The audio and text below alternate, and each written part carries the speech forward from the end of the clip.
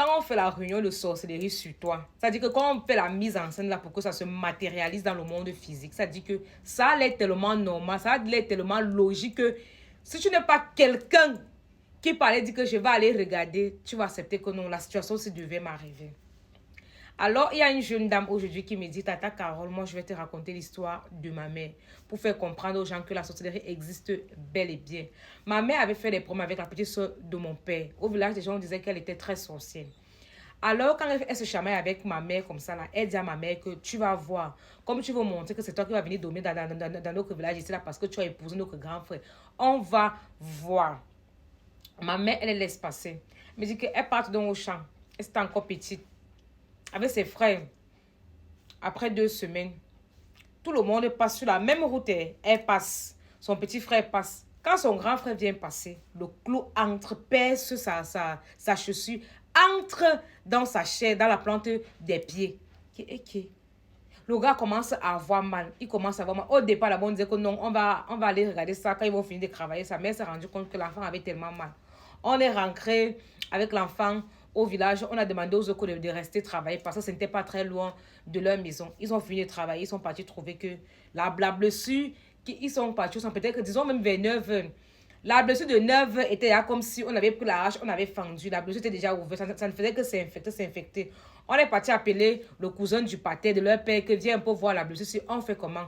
On demande de partir avec l'enfant à l'hôpital. On arrive à l'hôpital, ça s'aggrave encore. Ça commence à monter. On commence à parler que on va couper le pied. C'est comme ça que le cousin vient lui dire que si tu es sage, enlève ton enfant à l'hôpital. Sinon, on va couper son pied. On enlève l'enfant à l'hôpital. On l'amène à la maison. Le cousin demande donc à sa belle-sœur que qu'est-ce qui s'est même passé. Elle dit que qu'est-ce qui s'est passé, comment je ne comprends. Elle dit que toi-même tu vois que ce que ton enfant c'est là, c'est quelque chose de normal. Ça c'est un truc qu'on a lancé. Réfléchis un peu, réveille-toi. C'est comme ça qu'on commence à chercher les gens qui soignent. On peut appeler un papa qui vient. Il regarde le pied là. Il dit que je vais stopper le poison. Mais je vais revenir demain pour mieux me préparer parce que ça là, ce n'est pas une petite histoire. Il prend la maman de côté, il lui dit, je vais te parler, viens. Comme je parle là, prends la machette, tu menaces ta belle-sœur copieusement et bien. C'est elle qui a fait ça à ton enfant. Il dit, va la menacer que si elle ne vient pas enlever ce qu'elle a mis, c'est qu'elle ne va pas vivre. Si c'est qu'elle est trop sorcière et que l'âme ne peut pas passer sur elle, ou la machette que tu as là, on va voir comme ça là. Menace-la bien. Mais c'est quelque chose que on lui a dit en aparté. Le monsieur est rentré. Il peut dire le tradit praticien ou le guérisseur, il est rentré. La maman l'a attendu un peu de temps. Là, il y avait un peu de calme. Elle a pris la machette. Elle a dit que si c'est que l'enfant là est sorti de mes entrailles, si c'est toi qui as couché mon enfant, c'est qui va mourir. Mais si c'est moi, tu vas venir enlever ce que tu as mis sur mon enfant. Menacer sa belle-sœur que tu penses que tu es qui, que tu as la vie de qui, que tu es sorcière, tu domines qui. Elle a menacé la femme là. Le lendemain, le monsieur là est venu. Il lui a dit que non, c'est bon. Ça a diminué, c'est bon. L'enfant a tenu. On a commencé à faire les pansements. On mettait les herbes. On mettait tout genre de remèdes. Mais elle m'a dit que ça a quand même fait 2 mois pour que le pied de l'enfant redevienne normal. Quelque temps après, quand leur papa passait, ils travaillaient en ville et ils étaient au village. Quand leur papa revient, on explique la situation, tout. Et on lui dit comment on a soigné l'enfant et tout le reste. Il ne croyait pas trop que sa soeur peut toucher son enfant jusqu'à ce niveau, malgré qu'elle était accusée d'être sorcière dans leur village. Il dit donc qu'on fasse encore venir l'initié qui avait soigné son enfant. On prépare la nourriture, le whisky, tout ça. Il lui dit merci et tout. Mais il dit que vraiment, moi je ne crois pas trop aux choses comme ça. Il dit que il n'y a pas de souci. Tu veux donc qu'on fasse comment? Est-ce que tu veux voir ce qui s'est passé dans le monde espirituel? Il dit que oui. Je veux voir, il dit qu'il n'y a pas de souci. Il faut venir tel jour à telle heure. Le monsieur là s'est rendu là-bas. On a lavé ses yeux. On a pris l'eau. On a lavé les yeux d'un animal avec. Après, on a lavé ses yeux avec. On a dit que couche-toi, tu vas voir ce qui s'est passé. Il a vu. Il n'a même pas pu supporter. Il a commencé à s'agiter. Le tueur lui a dit que tu as vu, non? Il dit que oui, j'ai vu.